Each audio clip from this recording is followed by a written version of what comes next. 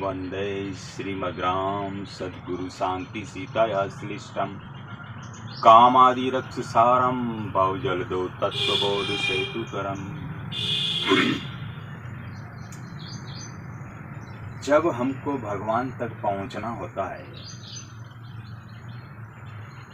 तो हमारी जिम्मेदारी होती है भगवान तक पहुंचने की। लेकिन अगर हम भगवान के शरणागत हो जाते हैं, हम अपना अहंकार छोड़ करके, अपना देहाध्यास छोड़ करके जब सभी प्रकार से अपने अहंकार को गलित कर देते हैं, तब अपन तक पहुंचने की जिम्मेदारी भगवान की होती है। इसलिए रामायण का प्रसंग है, जटायु जिसके दोनों पंख काट दिए थे रावण ने, जमीन पे पड़ा था, असहाय और निर्धन होकर के, निर्बल होकर के पड़ा हुआ था। और एक आदमी ने उनसे पूछा कि क्या तुम भगवान तक पहुंच पाओगे?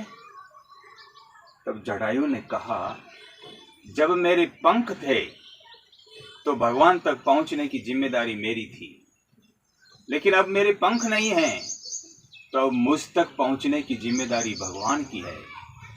इसलिए मुझे विश्वास है कि वो भगवान जरूर मेरे यहाँ आएंगे और मेरी विनती सुनेंगे, और जब तक भगवान नहीं आ जाते हैं तब तक मैं अपने प्राणों को किसी तरह बचाए रखूँगा। और जब तक वो आएंगे, और वो आते ही मैं जब उनको सीता जी का संदेश सुनाऊंगा और फिर मेरा काम से मैं निवृत्त हो जाऊंगा, तब जाकर के मेरे प्राण छूटे या न छूटे, लेकिन मेरा जो ये संदेश है भगवान तक पहुंचाने का, वो मैं पहुंचा के रहूँगा। और इतनी बातें हो ही रही थी कि इधर से भगवान आ गए। भगवान ने जब जटायु की ये दशा देखी, देख करके उन्होंने जो है जटायु को उठाया और अपनी गोद में बिठाया। जटायु कह रहा है कि हे प्रभु, मैं आपके इंतजार में ही अपने प्राणों को रोक रखा था, अब आप आ गए तो अब आप जल्दी कीजिए। और सीता जी को जो है रावण उठा के ले गया है।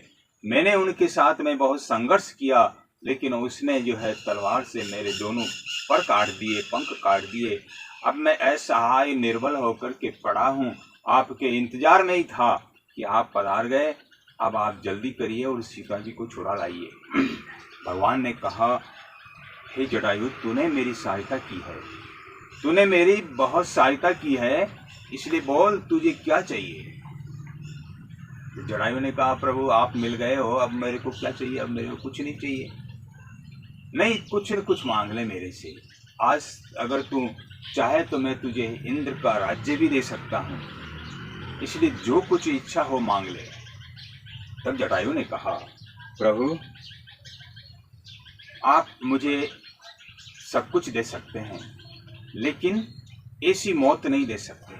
आज मैं आपकी गोद में बैठा हुआ हूँ, और आपकी गोद में बैठ करके मैं शरीर छोड़ दूं, ऐसा समय फिर नहीं आ सकता।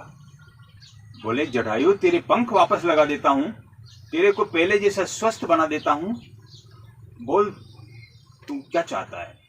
तो भगवान और जटायु ने कहा, प्रभु आप मेरे पंख भी लगा सकते हैं, आप मेरे को पहले जैसा जीवन भी दे सकते हैं, लेकिन अभी जैसी मौत नहीं दे सकते, क्योंकि अभी मैं आपकी गोद में बैठ करके, आपके चरणों में बैठ करके शरीर छोड़ रहा हूँ, ऐसा समय फिर कभी नहीं आ सकता।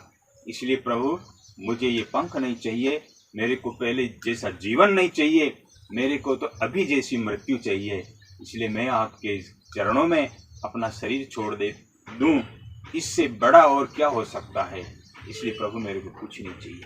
ये जटायु की अपनी सोच, अपनी ऊंची सोच थी, जो भगवान सब कुछ देते हुए भी सबका त्याग करके उन्होंने जो है केवल अपनी मृत्यु भगवान के चरणों में सौंप दी और कहा कि मुझे कुछ नहीं चाहिए, मुझे तो अभी और इसी वक्त आपके चरणों में मेरी मृत्यु हो जाए, मैं शरीर छूट जाए, बस और क्या चाहिए? और कुछ नहीं चाहिए।